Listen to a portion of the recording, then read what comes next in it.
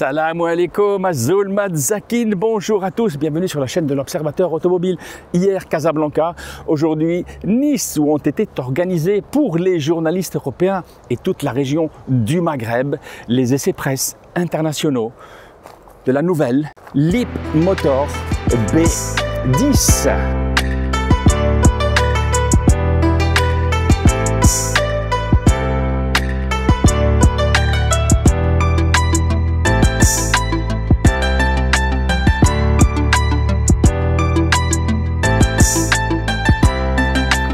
Exactement. Regardez-moi cet avant et dites-moi tout de suite ce que vous en pensez. Moi, je trouve que c'est pas mal du tout et c'est surtout très épuré. On va commencer tout de suite par là.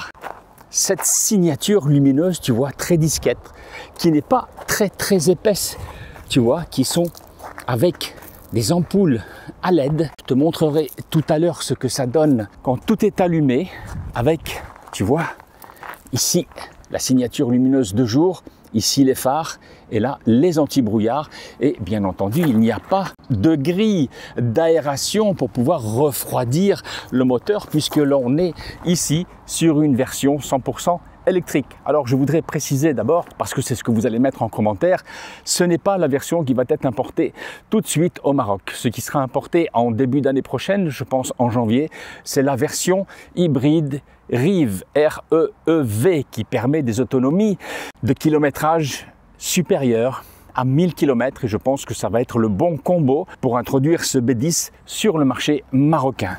Donc je le disais, tu vois, pas de grille de ventilation, juste un petit peu ici en bas.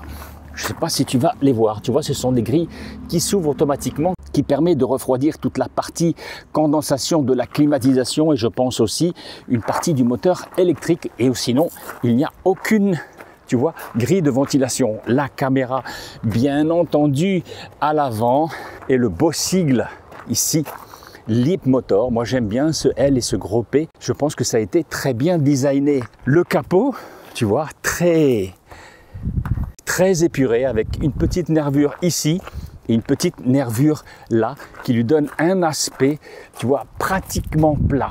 Et ça, je dois avouer que quand tu conduis et que tu as la vision du capot périphérique, c'est-à-dire tout le bout du capot à l'avant, tu vois, droite et gauche, ça te permet dans tes phases de créneau, c'est-à-dire dans tes phases de stationnement, de bien voir où tu positionnes le véhicule. Oui, Juan, et on arrive sur le côté avec des belles jantes ici de 18 pouces avec des freins à disque ventilés.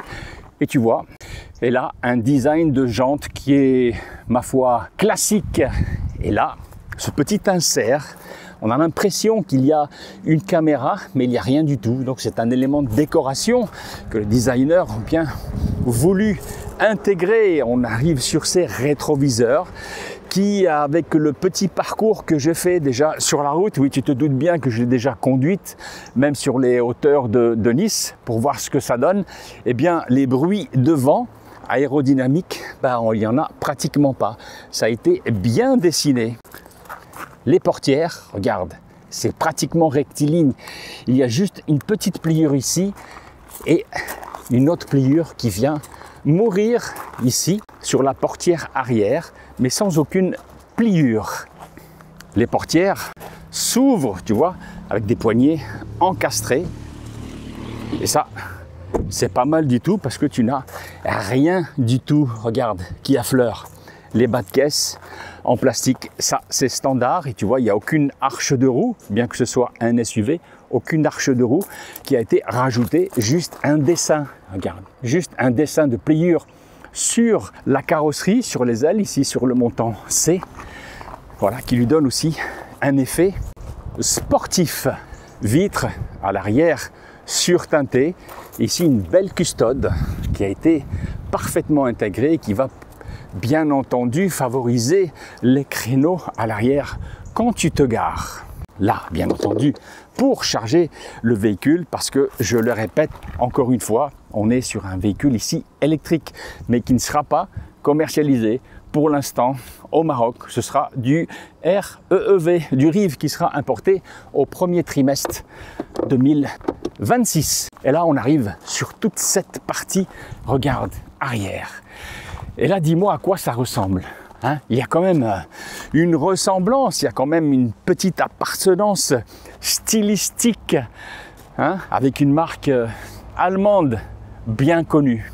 Bon, je ne peux pas la citer, mais je pense qu'en commentaire, tu pourras me dire à quoi ça ressemble, hein? Notamment avec ce bandeau lumineux, tu vois, qui commence ici, tout ce bandeau qui s'allume. Je te le mets en incrustation parce que j'ai pu le filmer la nuit et qui rejoint, tu vois, d'une optique à une autre. Et tu vois, des optiques qui sont discrètes, mais qui sont, ma foi, qui sont bien entendu à LED, mais qui sont pas trop moches.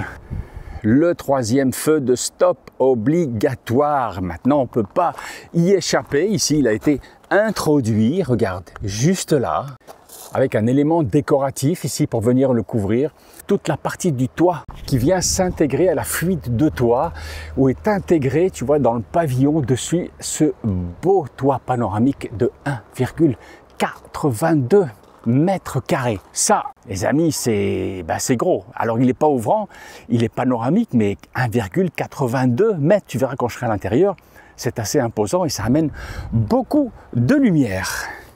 Alors, je cherche l'essuie-glace, mais je ne le trouve pas. Alors non, il n'y a pas d'essuie-glace à l'arrière.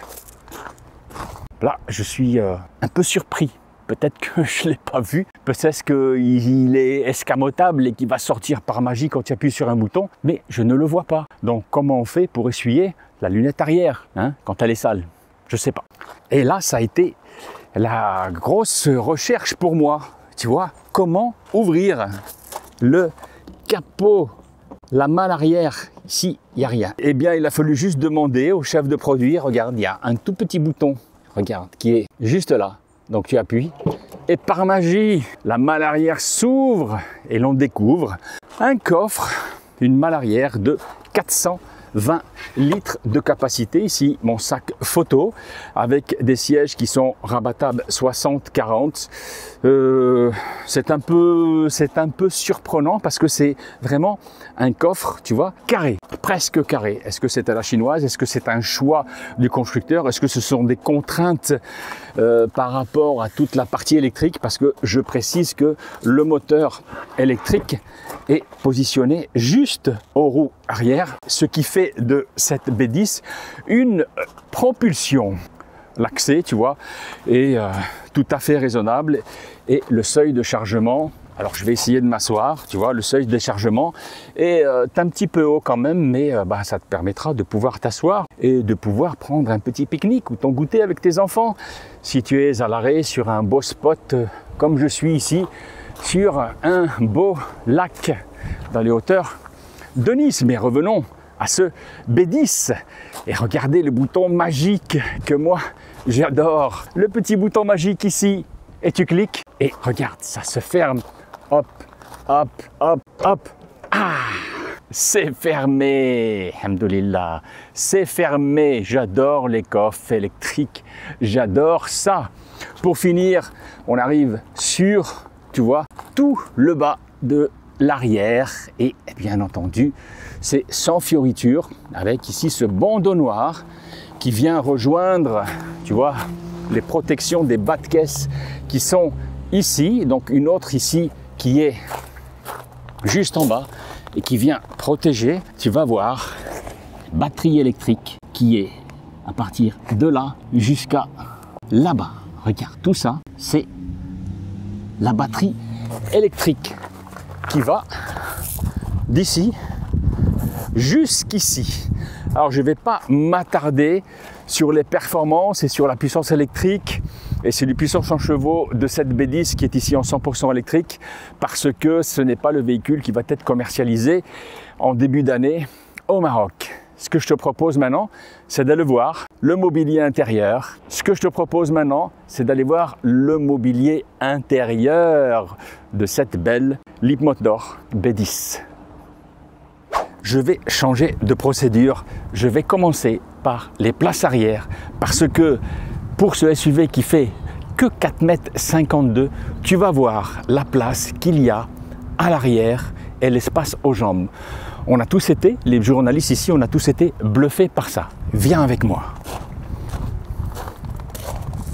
poignée escamotable, on ouvre, on arrive sur une belle contre-porte épurée, avec du cuir, tu vois, recyclé, du beau cuir ici aussi, sur les accoudoirs, surpiqué aussi, qui nous montrent des 2 petites fleurs, qui nous montrent que c'est de la matière recyclée. Une commande de vitre électrique très épurée, une belle poignée pour pouvoir fermer, une belle poignée pour pouvoir ouvrir, ici des tweeters, les baffes, et ici une contre-porte. Et là, regarde ce qu'il y a aux places arrière. Alors là, le siège avant est réglé pour moi parce que j'ai déjà conduit pendant 200 km dans toutes les hauteurs de Nice. J'ai déjà conduit cette voiture pour voir son comportement. Et regarde l'espace aux jambes. Je vais rentrer à l'intérieur et regarde-moi ça. Regarde. Je mesure, tu le sais, 1,87 m. Regarde-moi cet espace aux jambes. C'est impressionnant. Aucun tunnel, regarde. Aucun tunnel au milieu qui va gêner le 3e passager. Regarde-moi toute la place que j'ai encore, même 3e passager. C'est, je dirais, je ne vais pas dire que c'est impressionnant encore une fois, mais c'est quand même exceptionnel d'avoir pu offrir autant d'espace et de place arrière aux passagers dans cette dimension, dans le format de cet véhicule qui fait, je le répète, 4,52 m. Des grilles de ventilation réglables pour les passagers à droite et à gauche, une prise USB-A, une prise USB-C et encore un vide-poche ici, pas d'allume-cigare. 2 aumônières, simples et sans fioritures. Et bien entendu, tu vois, l'accoudoir central, tu sais que j'aime beaucoup parce que, faut pouvoir mettre son coude comme ça. Quand tu voyages et que tu fais des longs parcours, je t'assure que c'est très très agréable de pouvoir mettre ton coude comme ça quand tu fais des longs parcours, quand tu es installé aux places arrière. Je vais refermer ça. On voit ici que sur cette version aussi, il y a du cuir micro perforé avec un petit maintien sur les côtés. Alors le 3e passager, il n'aura pas du siège, il n'aura pas des assises avec du cuir, je le répète, 100% recyclé. Il n'aura pas cet avantage-là. 3 beaux repose-têtes qui ont été pour moi un petit peu gênants sur la vision quand je conduisais, qui ont été un petit peu gênants sur la vision arrière, mais on s'y fait très vite et au pire des cas, s'il n'y a que 2 passagers derrière, tu enlèveras ce petit repose-tête ici. Des poignées pour pouvoir s'accrocher de part et d'autre quand tu as la trouille. Et là, voici la vision du tableau de bord à l'avant. Alors même si tu es passager arrière, tu vois, les repose-têtes ne sont pas imposants. Donc quand tu seras installé ici avec ton coude sur l'accoudoir, tu auras une très belle vision de toute la route et du paysage quand le pilote t'emmènera en voyage. Et là, regarde ce qu'il y a. Voilà, un toit panoramique, regarde, de 1,82 mètres carrés. C'est pas un toit ouvrant, mais il va jusqu'au derrière les têtes des passagers arrière. Et ça, je dois avouer que ça plaît à une certaine tranche de clientèle. Moi, personnellement, je n'aime pas beaucoup parce que je suis sensible de la tête. C'est pour ça que je porte toujours un chapeau. Moi, le soleil qui me cogne avec mes cheveux courts, ça me chauffe le cerveau. Donc, je ne suis pas friand de ce genre de toit panoramique, en tout cas. Mais j'avoue que, même la nuit, quand tu voyages, j'avoue que ça doit être très, très agréable d'avoir un toit panoramique, en tout cas de cette dimension. Donc, je suis certain que ça plaira à une certaine tranche de clientèle. Ce que je te propose maintenant, c'est d'aller à l'avant pour voir comment sont accueillis le pilote et son copilote. On arrive sur la porte avant du conducteur, poignée encastrable, il te faut juste appuyer comme ça et ouvrir tout en douceur l'espace avant de cette belle Leapmotor B10. Contre-porte, ici du cuir vegan moussé Ici du cuir aussi vegan moussé et surpiqué avec les deux petites fleurs qui nous montrent qu'on est sur du tissu écologique. Un beau vide-poche où tu pourras mettre beaucoup de choses, des bouteilles d'eau et toute la sono de cette Lip Motor. On voit que c'est bien insonorisé. Tu as un caoutchouc ici, un ici et un autre pour la pluie qui fait, tu vois, tout le tour de la portière. Donc niveau insonorisation, c'est pas mal, plus encore un autre joint ici qui favorise l'insonorisation. Siège électrique, bien entendu, pédalier à 2 pédales. On est sur un véhicule électrique, donc c'est de la boîte automatique. C'est même pas de la boîte automatique parce que le moteur, il n'y a pas de boîte automatique. C'est un moteur électrique. Et là, tu vois cet espace de rangement avec cet accoudoir flottant, avec ici un petit rangement pour pouvoir mettre des objets. Ici, ce système ingénieux pour pouvoir, tu vois, dégager quand tu n'as pas de bouteille et quand tu veux mettre une bouteille très accessible, tu la poses ici et là, une prise USB-A, une USB-C et un chargeur 12 volts pour pouvoir recharger ton téléphone. Le toit ouvrant, tu l'as vu tout à l'heure. Je vais rentrer maintenant à l'intérieur pour voir comment est accueilli le conducteur. Un beau volant qui est un faux 4 branches, même s'il y a un trou ici et un trou là. Très consistant, en cuir, tu vois, doublement cousu. Ici et ici, avec une prise en main, je dois avouer, sur la route, qui est très agréable parce que le volant est très consistant. Et la première chose qui saute aux yeux, c'est que les seuls boutons de commande qu'il y a dans ce véhicule sont ici et là, et là, et là, ou ici, ou là, ou là. Il n'y a pas du tout de commande. Il faudra, pour toutes les commandes du B10, il faudra rentrer dans cette tablette de 14,6 pouces. Donc, ça plaira aussi à une certaine tranche de clientèle. Moi, je ne suis pas encore habitué à rentrer quand tu es lancé à 120 km/h sur l'autoroute. Je ne suis pas encore habitué à rentrer, à quitter les yeux de la route pour rentrer ici, pour pouvoir régler la climatisation, la ventilation, le chauffage des sièges, le dégivrage et ainsi de suite, toute la sono. Et ici, je pense que le volume de la sono, tu pourras le régler. Voilà. Ici, tu le vois, ça s'affiche. Regarde, tu vois, ça bouge ici. Donc, il y a certaines petites fonctions que tu pourras activer ici, mais c'est tout. Ici, un commodo juste pour les essuie-glaces et ici, le commodo pour enclencher. Alors, je ne sais pas si on va pouvoir le voir. Voilà, tu vois, en drive, en neutre et en marche arrière. Et pour le parking, il faudra appuyer ici.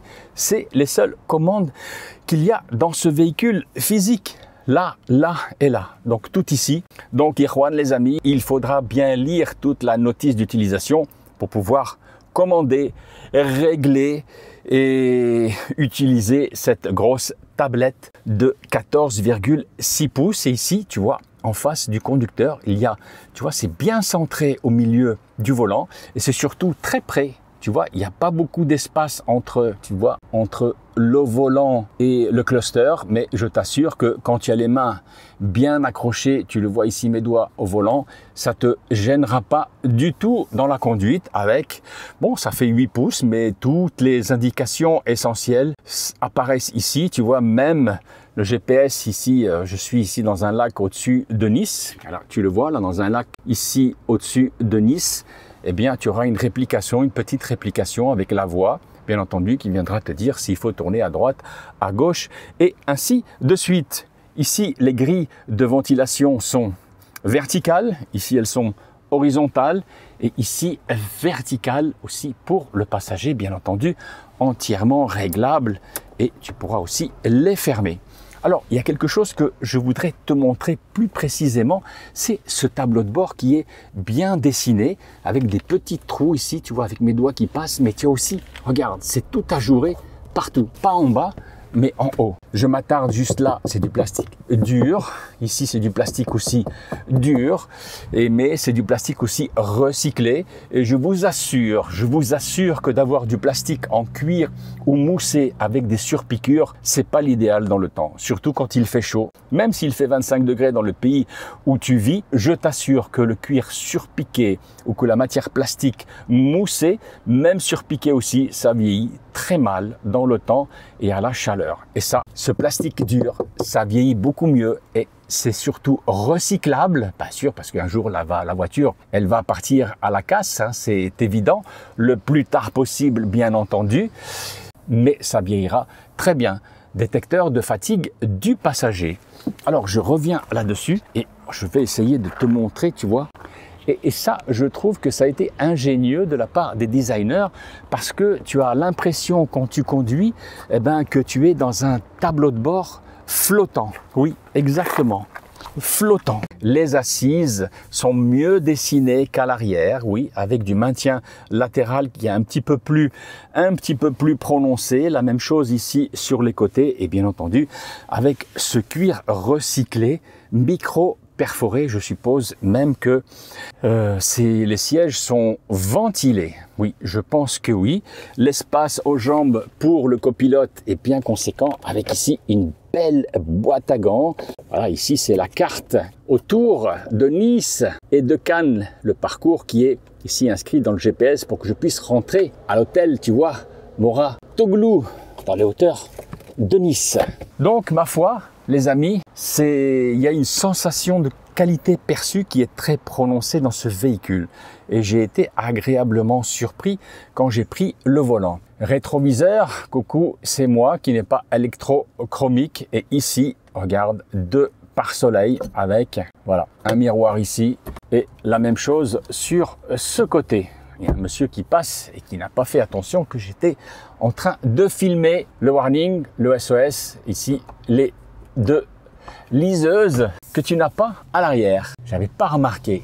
Il n'y a pas, regarde, il n'y a aucune liseuse à l'arrière. Donc ce sera difficile de lire quelque chose la nuit à l'arrière. Ce sera difficile. Alors, tu vois que je porte pas de chapeau, je vais t'expliquer pourquoi. Je vais le prendre et je vais le mettre. Et tu vas voir que, voilà, sur ce véhicule-là, j'ai de la place, tu vois, ici, sous le pavillon. Mais là, j'ai pas de place. Je peux pas conduire avec le chapeau. Bon, c'est pas une référence, mais bon, pour ceux qui portent des chapeaux comme moi, ce sera pas possible. Une chose que j'ai pas mentionnée, c'est cet accoudoir totalement flottant qui ne grince pas du tout. Là où tu peux poser, tu vois, 2 portables, dont un qui sera avec chargeur à induction. Tu vois, ça c'est la clé toute petite, toute fine de démarrage du véhicule. Ça, c'est le smartphone avec une application que tu pourras télécharger et avec laquelle tu pourras commander ton véhicule et même, regarde, avoir toutes les informations. Là, il m'indique que la portière, tu vois, du conducteur est ouverte. Tu pourras l'ouvrir, le fermer, ouvrir le coffre, ouvrir les fenêtres, le mettre en route et même, tu le vois, regarde, la climatisation est en route. Ça s'affiche ici. Donc, tu pourras commander le véhicule à partir d'une application sur ton smartphone. Et là, un beau vide-poche en dessous, assez conséquent, où tu peux mettre, on va voir, tu vois, 4 bouteilles d'un demi-litre. C'est très profond. Et avec du cuir aussi vegan, qui est légèrement rembourré, et qui ne viendra pas abîmer ton avant-bras et ton coude quand tu conduis sur des longues distances. Ce que je te propose maintenant, c'est de prendre le volant de cette B10 sur la route. Alors bien sûr, c'est une électrique, c'est pas le REEV qui sera commercialisé au Maroc, mais je pense que c'est une opportunité puisque je suis là et qu'elle est à ma disposition. Je suis tout seul en plus dans le véhicule de rentrer. J'ai 1 heure de route pour rentrer à Nice à l'hôtel, donc je vais le conduire et te donner mes premières impressions au volant. C'est parti. Et oui, mais il n'y a pas de clé pour rentrer dans ce véhicule. Comment fait-on? La magie, c'est ça. Cette toute petite carte en forme de carte de crédit, tu la poses sur le rétroviseur, hop, et le véhicule est ouvert.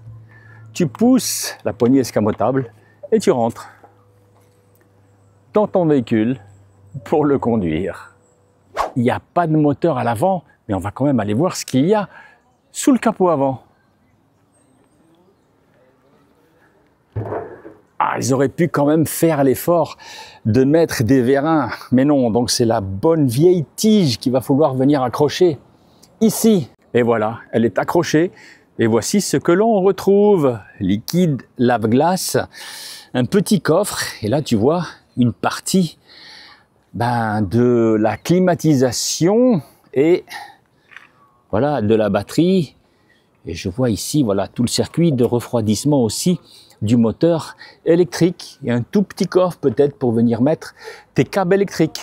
Et c'est tout. Juan, les amis, me voici au volant de cette Leapmotor B10, je le précise, avec un moteur 100% électrique. Et je répète encore une fois, je sais, je me suis répété, c'est pas le modèle qui sera commercialisé en premier au Maroc. Ce sera le REEV qu'on appelle le Rive, qui combine électrique, bien entendu, et le moteur thermique. Et la première sensation que j'ai eu au volant de cette B10, d'abord le silence parce que c'est une électrique, mais au-delà de tout ça, c'est la sensation de qualité avec des matériaux qui offrent une qualité perçue qui est digne, pas d'une premium, mais qui est digne d'une allemande que je ne citerai pas ou des allemandes que je citerai pas. On a l'impression qu'on est dans un véhicule très bien assemblé et surtout très bien insonorisé. Les rétroviseurs qui sont assez imposants, je te les ai montrés tout à l'heure, ne font pas du tout de bruit quand on est lancé à 120 ou 130 sur l'autoroute. On trouve tout de suite, en tout cas moi avec mon 1,87 m, j'ai trouvé tout de suite ma position de conduite. Alors, les véhicules chinois, il faut le savoir, toutes marques confondues, ont une position de conduite assez haute, en principe. Ça, c'est parce que les Chinois ne sont pas grands de taille, donc ils n'ont pas besoin d'avoir des assises, des sièges qui descendent très bas. Mais quoi qu'il en soit, j'ai pu trouver tout de suite ma position de conduite. Le volant aussi, très bonne prise en main, avec un diamètre, tu vois, où on pose ses mains et ses pouces avec un diamètre assez conséquent. Moi, j'aime bien, tu as la place pour poser les pouces et surtout, tu as ce cluster de 8,8 pouces qui est très près de toi, qui est très près derrière le volant, mais avec toutes les informations nécessaires que tu peux avoir. Donc, ça montre bien que tu n'as pas besoin d'avoir un énorme cluster comme chez certains constructeurs. Eh bien, pour avoir toutes les informations, le GPS, je suis obligé de l'avoir parce que je ne connais pas la région et je m'excuse, je suis obligé de l'avoir. Veuillez ralentir. Voilà, attention, un virage serré devant, veuillez ralentir. Bien qu'on soit dans une électrique, on va parler du comportement du châssis. Alors je précise que cette version électrique pèse 1980 kg, donc la version avec le moteur Rive ne pèsera pas ce poids. J'arrive sur une rotonde parce que ici il y a beaucoup de rotondes et je prends la direction de Grasse pour ceux qui connaissent. Sortir du rond-point. Merci madame. Elle me donne toutes les indications, mais je suis désolé, je ne peux pas les enlever. Donc le châssis, il fait 2 tonnes moins 20 kg, 1980 kg exactement. Ma foi, se comporte bien. Ce n'est pas un véhicule pour attaquer sur les routes de campagne dans lesquelles je me trouve, dans les hauteurs de Nice, mais ma foi, il se comporte très bien. Il se positionne, on va dire, à peu près bien dans les entrées de virage, il se vautre pas à l'avant parce que je précise que le moteur est sur les roues arrière, donc c'est une propulsion. Quand on passe sur les petits défauts de la route, les petits nids de poules ou les dodanes, qu'ils soient petits ou gros, eh bien le châssis les absorbe bien et c'est là qu'on voit que Stellantis a beaucoup travaillé sur le châssis et le comportement routier de cette Leapmotor. Je ne sais pas comment sont les autres modèles de la marque, mais je pense que ce sera aussi bon. Alors là, bien entendu, toutes les aides à la conduite, il y en a 17. L'aide au maintien dans la voie, il n'arrête pas de m'avertir que je dois me maintenir dans la voie avec un bip bip, mais surtout avec un retour sur le volant. La vision périphérique, presque à 180 degrés, est tout à fait correcte. Même avec ces gros montants là sur les côtés, le pare-brise, je remets le pare-soleil à sa place, le pare-brise est très bien incliné et la visibilité sur les rétroviseurs aussi se fait facilement, tu n'as pas besoin de tourner beaucoup la tête, tu tournes juste un peu comme ça pour voir les avertisseurs d'angle mort qui s'affichent sur les rétroviseurs.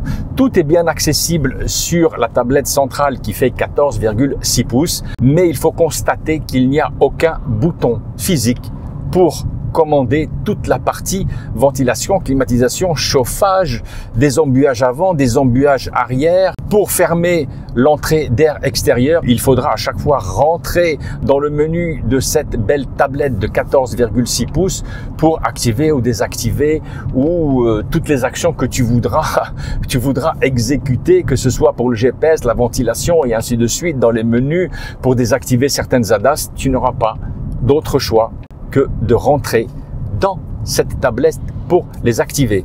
Et j'avoue que là, je suis dans une portion très sinueuse, impossible pour moi de quitter la route et d'aller rentrer dans les menus pour pouvoir activer ou désactiver tout ça. Bien entendu, s'il y a quelqu'un à côté de toi, il pourra le faire à ta place si tu as une exigence particulière. Là, je suis dans un sinueux et je dois avouer que le maintien latéral des sièges, ici en cuir, comme je disais tout à l'heure, micro perforé, qui absorbe toute la transpiration et qui pourra même être ventilée en été et en hiver, eh bien, ils te procureront un très bon maintien, aussi bien pour tes petites fesses sur les longs parcours, que ce soit ici dans le sinueux pour le maintien latéral. Je précise que c'est pas fait pour attaquer fort parce que le véhicule pèse 20 kg de moins que 2 tonnes, c'est-à-dire 1980 kg. Donc tu ne pourras pas attaquer avec cette voiture. Je le répète, je sais, je me suis répété, mais il faut le dire, c'est un gros bébé de presque 2 tonnes. Ce n'est pas fait pour attaquer, c'est fait pour conduire en bon père de famille. Avec le rétroviseur central, la vision arrière périphérique est tout à fait satisfaisante. Alors il y a quelque chose, je te l'ai montré tout à l'heure dans la présentation à l'extérieur, on ne voit pas l'essuie-glace arrière. Alors je ne sais pas si c'est une volonté de la marque ou parce que avec l'aérodynamisme et la pénétration dans l'air, on n'en a pas besoin, que les gouttelettes de pluie vont s'extraire facilement. Mais bon, quoi qu'il en soit, on ne le voit pas sur la lunette arrière. Un petit point sur le frein régénératif, même si on est sur un véhicule électrique, il fonctionne très très bien. Là, je suis en descente sur des routes sinueuses et je n'ai pas du tout touché la pédale de frein. Il y a 5 voitures qui me suivent, alors elles doivent voir que les feux arrière ne s'allument pas, ils doivent se poser des questions, ils doivent dire « Waouh, ce mec au volant, qu'est-ce qu'il conduit bien, il freine pas ». Non, j'utilise au maximum le frein régénératif qui est natif dans cette voiture pour récupérer de l'énergie, pour pouvoir économiser et rallonger l'autonomie de ce véhicule électrique. Bientôt, eh bien, j'espère dans quelques mois, quand ils seront introduits au Maroc, on aura l'opportunité dans d'autres essais-presse d'essayer la motorisation REEV, c'est-à-dire qui combine une motorisation électrique et thermique avec un prolongateur d'autonomie qui nous permettra d'avoir plus de 1000 km, alors je dirais pas beaucoup plus, mais peut-être 1000-1100 km d'autonomie avec un seul plein, je précise, sur un réservoir, d'après les informations qu'on nous a fournies, de 50 litres. Donc, sur un véhicule comme ça, qui pèsera moins de 2 tonnes, parce que s'il n'y a pas la grosse batterie dans le plancher qui va des roues à roues, je pense que la version REEV, je pense qu'on sera autour de 1600, 1700 kg, ce qui sera un gros avantage pour le comportement routier de cette B10. Comme tu peux le voir, mon chapeau, je ne l'ai pas mis sur ma tête parce qu'il cogne sur ce repose-tête qui est trop en avant. Et donc, moi, je peux pas conduire avec un chapeau. Donc, je vous prie de m'excuser, j'ai été obligé de l'enlever. Vraiment, je suis dans une route sinueuse en montée et je suis bluffé par le silence et par cette sensation de qualité du véhicule. La prise en main a été très facile pour moi et la direction est vraiment très très précise. Bien entendu, avec un véhicule de 2 tonnes, dès que tu augmentes un petit peu le rythme, tu as du roulis. C'est tout à fait normal. Avec un châssis qui supporte ce poids-là, on ne peut pas y échapper.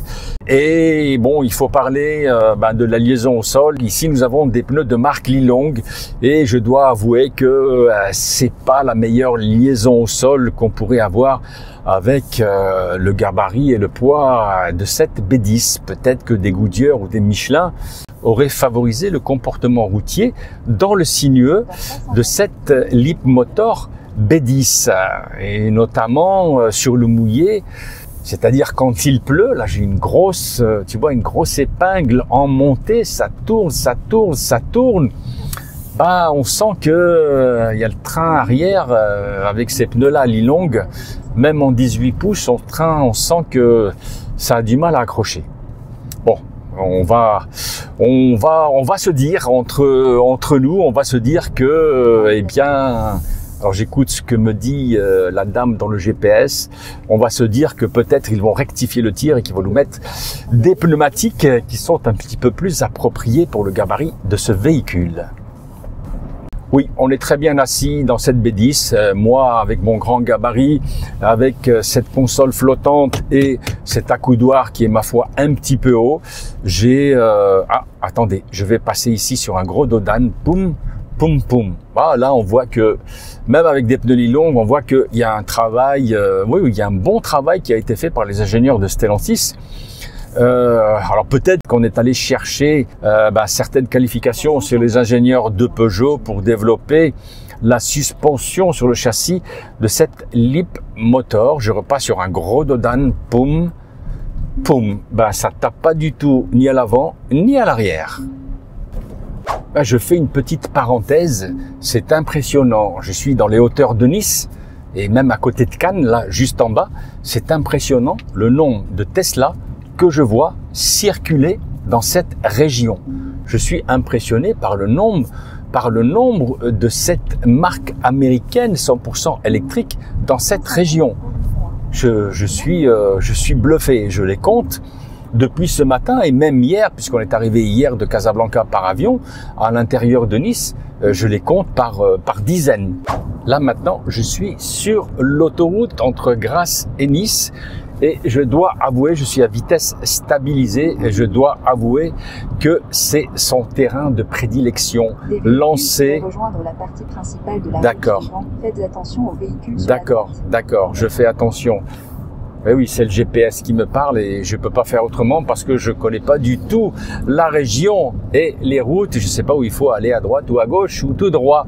Donc je répète, c'est son terrain de prédilection. L'autoroute, les longs parcours. Alors bien entendu, l'autonomie, elle est sur cette grosse batterie en électrique limitée à 460 km, mais avec la version Rive REEV, je pense que ce sera un réel plaisir d'emmener ce B10 sur l'autoroute avec toute ta famille. Voyager dans le silence d'une voiture électrique, c'est très agréable, même quand tu es lancé à 110-120 km/h sur l'autoroute. Je suis pas encore un fervent défenseur de la voiture électrique, mais je dois avouer que c'est très agréable. Comme je le disais tout à l'heure, on est sur un véhicule 100% électrique ici dans une version de 275 chevaux. Eh bien, c'est pas la version qui sera commercialisée au Maroc, puisque je le répète, ce sera du Rive REEV. Mais je dois avouer que les reprises sont fulgurantes et ça part tout de suite. Et avec les 2 tonnes, il faut faire très attention parce que, eh bien, le train avant peut se dérober très vite, surtout dans les courbes. Mais on se donne rendez-vous très vite pour des essais de cette B10 avec la chaîne de traction Rive REEV qui, je pense, va lui aller très très bien. Qu'est-ce que je vois comme véhicule électrique? Bon, au Maroc, on n'en a pas beaucoup, on le sait très bien. Bon, ça s'est pas encore démocratisé, encore une R5 100% électrique, toute jaune, je sais bien, ça s'est pas encore démocratisé au Maroc, mais bon, je dois avouer que ici en Europe, les constructeurs, enfin certaines marques ont fait un beau travail pour que les acheteurs se penchent vers cette technologie 100% électrique. Non, on est dans les hauteurs de Nice, hein. Il y a vraiment beaucoup de trafic routier. C'est surprenant, c'est surprenant. Ikhwan, les amis, me voici arrivé au terme de ces essais-presse internationaux sur les hauteurs de Nice. Je me dirige vers l'hôtel où nous résidons, tous les journalistes européens et maghrébins, pour restituer ce véhicule dans lequel j'ai eu le privilège d'être tout seul, et ça c'est rare dans des essais-presse internationaux. Donc l'Hipmotor m'a fait confiance pour emmener ce véhicule sur 300 km aller-retour. Donc je fais attention parce qu'ici il faut respecter toutes les signalisations, il faut tout respecter. Donc j'ai été agréablement surpris, bien que je le répète encore une fois, c'est un véhicule électrique, c'est pas celui qui sera commercialisé au Maroc, mais dans sa globalité, c'est un véhicule bien né, qui dès que tu rentres te procure une sensation de qualité vraiment très perceptible, que ce soit tant sur les matériaux que sur la qualité d'assemblage. Alors oui, il n'y a aucune commande physique, donc ça il faudra s'y habituer, il faudra potasser toute la notice d'utilisation pour pouvoir bien comprendre tout ça. Mais notre cerveau a des capacités d'adaptation, donc on arrivera à mémoriser tout ça. Mais je te donne un exemple, même pour commander le toit panoramique, regarde, il faut rentrer dans ce menu et après dans un sous-menu et faire glisser le doigt pour pouvoir l'activer. Et ça, en conduisant, que ce soit en ville, que ce soit sur des routes sinueuses que j'ai pratiquées ou que ce soit sur autoroute, je sais pas si c'est très prudent. Quoi qu'il en soit, eh bien, il faudra s'y adapter. Je vous donne rendez-vous à l'extérieur pour la conclusion et vous donner mes impressions de ce premier roulage que j'ai effectué avec cette Leapmotor Bediz 100% électrique. Ne coupe pas. À tout de suite. Ikhwan, les amis, me voici arrivé au terme de ces essais-presse internationaux qui sont déroulés sur les hauteurs de Nice. Et je dois avouer que cette Leapmotor B10, alors ici bien entendu en version électrique parce que d'abord elle sera commercialisée dans cette motorisation en Europe. Pour nous au Maghreb, en tout cas au Maroc, je pense qu'il faudra attendre un petit peu et que nous aurons d'abord, comme je l'ai spécifié à maintes fois, nous aurons d'abord la version REEV, c'est-à-dire qui combine l'électrique, l'hybride et le thermique qui lui permettra d'avoir des autonomies pour des distances à parcourir de 1000 km minimum, voire un petit peu plus. Dites-moi en commentaire ce que vous en pensez et je pense que d'après en conférence de presse les quelques discussions que nous avons pu avoir avec les responsables de la marque au Maroc, nous arriverons à avoir ce B10 en REEV, eh bien tenez-vous bien, dans les alentours de 300 000 dirhams. Et oui, 300 000 dirhams pour ce gabarit, hein? C'est quand même 4,52 m. C'est pas mal, c'est très volumineux, tu vois. Donc, avoir ce genre de véhicule en Rive REEV à 300 000 dirhams, plus ou moins 10 000 dirhams, eh bien, c'est le prix. Oui, je dois le dire, je dois l'avouer, c'est le prix tarifé au Maroc d'un Bigster Dacia hybride. Alors d'accord, on n'aura pas exactement, avec un Dacia, on n'aura pas les mêmes finitions, les mêmes ADAS, il n'y en a pratiquement pas au Maroc. Sur le Bigster qui nous ont proposé au Maroc, il n'y a pratiquement aucune ADAS à part le régulateur de vitesse, alors qu'ici, tu as une flopée d'ADAS, c'est-à-dire 17, et avec ce toit panoramique qui est énorme. Donc encore un véhicule asiatique qui arrivera au Maroc, qui sera un sérieux concurrent à beaucoup de modèles. Et ils vont devoir affiner leur méthode marketing. Je ne parle pas de Leapmotor, je parle des autres marques pour pouvoir vendre leurs véhicules. Donc, Ikhwan, les amis, voilà, j'ai été invité dans les hauteurs de Nice à ces étés internationaux de cette Leapmotor B10. Je pense que demain, nous allons pouvoir essayer d'autres modèles. Et j'ai été agréablement surpris. Oui, exactement, tu l'as bien vu, tu l'as entendu. à l'intérieur du véhicule. J'ai été agréablement surpris par la qualité d'assemblage, des qualités perçues et son comportement routier. Voilà Ikhwan, si tu ne l'as pas encore fait, tu t'abonnes, tu cliques sur le pouce bleu et tu défonces la cloche de notification. Je vous dis à très vite pour d'autres reportages sur ma chaîne de l'Observateur Automobile. Slama alaikum, au revoir à tous, respectez le code de la route, attachez vos enfants et votre famille à l'arrière et ne téléphonez pas au volant et respectez les limitations de vitesse. Slama alaikum, au revoir à tous.